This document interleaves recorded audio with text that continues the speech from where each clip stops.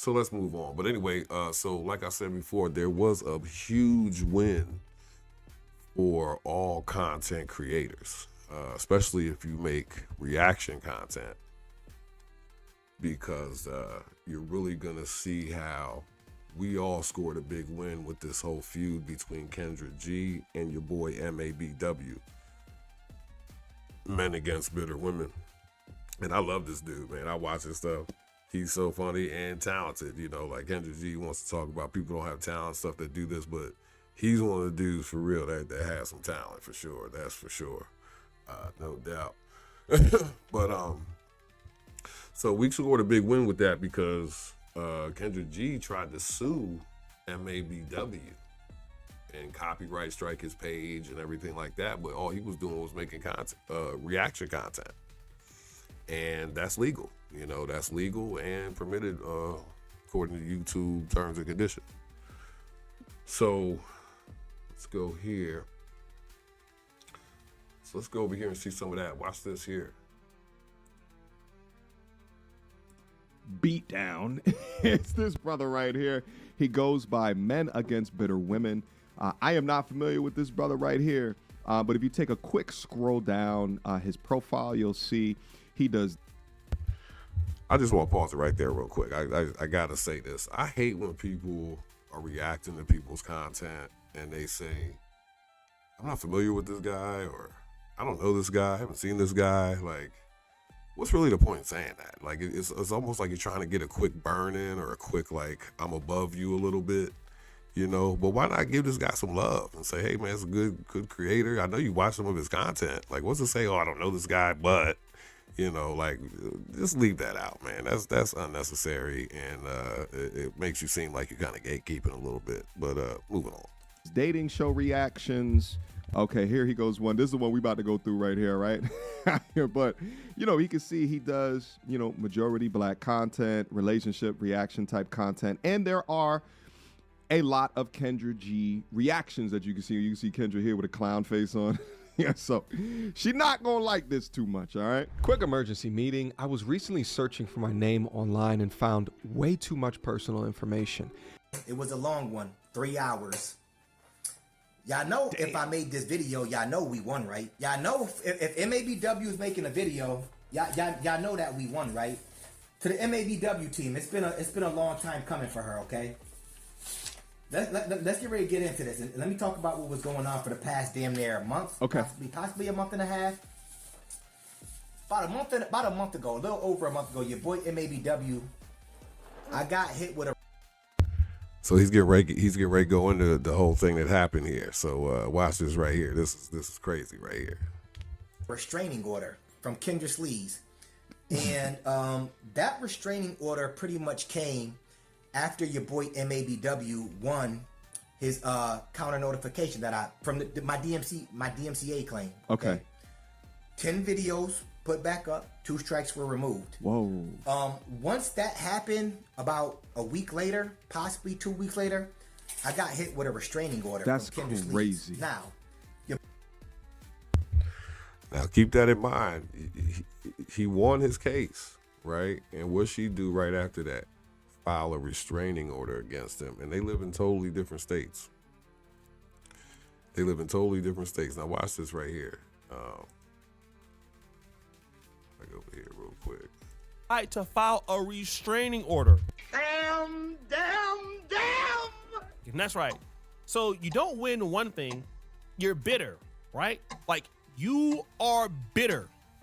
You go and you try to submit a restraining order on this man. Now, stop the show. I can understand if somebody is threatening or harassing you. And in this case, the man made a mistake. He said, hey, listen. Okay, so I was going to get into that part a little later, but I'll go ahead and get into this now because it is relevant. But like I said, she went ahead and filed a restraining order against him, used a tool of the court that people are supposed to be able to use if they're in a situation where they can't, you know, it's the last resort. They can't get out. You know, that's for people that are really in a situation where they feel like their life is in danger. And these people with money, they can use these laws to just use them as like a weapon.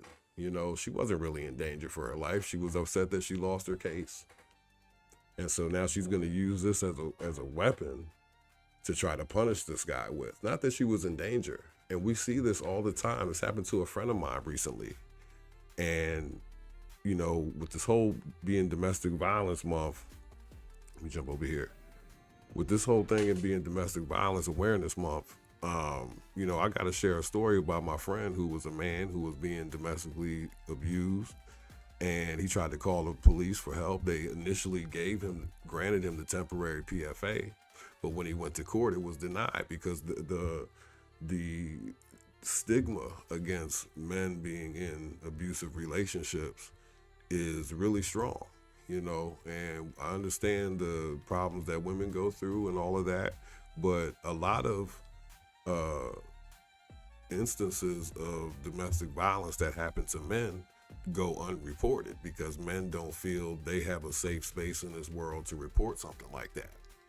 And I saw it firsthand unfold with a friend of mine that he had to go back to his home with his lady that was abusing him. And, you know, it's unfortunate when you have the police come up, the police show up and see, oh, there's a problem here. But when you go to court, they tell the guy, well, I don't feel that your life is in danger. But here you go, you have a rich person that can use this law just to try to spank somebody, but then somebody that really needs to take advantage of these laws, they can't. They're not allowed. So I just wanted to interject that in there real quick. Jump back over here.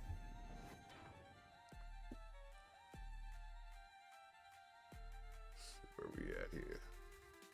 So they jumped on the restraining order. And let me go over here real quick because this guy O'Shea Deuce Jackson that's sharing this video, he said something really interesting right here. I want to show this real quick. On somebody like 300, like it's one to, you know, have maybe like 20 videos, 30 videos, but 300 videos is excessive. So basically what he's pointing out is that this guy MABW, he made over 300 videos featuring Kendra G. So that's what he's pointing out right there. Now just watch what he says about that. That's it. And what that shows me is that the content creator needs to diversify their content, put more effort into the content. And, you know, obviously when I'm looking at some of these videos that he's doing, these videos are not being so successful about Kendra G every now and then. So, I mean, he could talk about something else and possibly get more views. I mean, he definitely is entertaining enough to do so. So, yeah, that.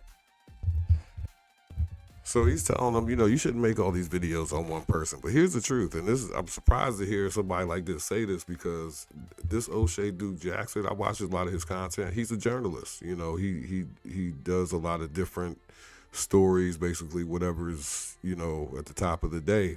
So he does have a lot of different content. So we may get more views. Maybe that's a trick to it or whatever. But my thing is that we all have a chance to be journalists right now. We all are journalists. If you have a YouTube channel, you're a journalist. You're reporting on something. If that's one person, let's say somebody's reporting on the NBA, but they want to focus on LeBron James. He's going to have 300 videos of LeBron James because he's reporting on the thing, on the person, I'm sorry. So that shouldn't be a problem. And I don't like that this guy, being a journalist himself, is trying to kind of suppress that a little bit. But I would just say, you know, hey, he's reporting on Kendra G, you know, and you being a bigger, you know, content creator, you should be trying to big this guy up, not, you know, but I understand maybe it was just some constructive criticism, knowing that maybe that the algorithm likes different content more. So, you know, maybe that was the purpose of that, benefit of the doubt type of thing. But I just wanted to point that out because you can make as many videos you want on somebody. Especially if you're just an average person, you're doing this in obscurity, because then you can say whatever you want, talk about whoever you want. Nobody's gonna really care. It's not until you start getting numbers, that's when people, you know, want to start suing you and stuff like that. But me, I come over here, I say whatever I want because nobody's listening. You know, O'Shea, don't try to don't try to copyright strike my page. All right, I'll give you your credit. So let's move on here from that.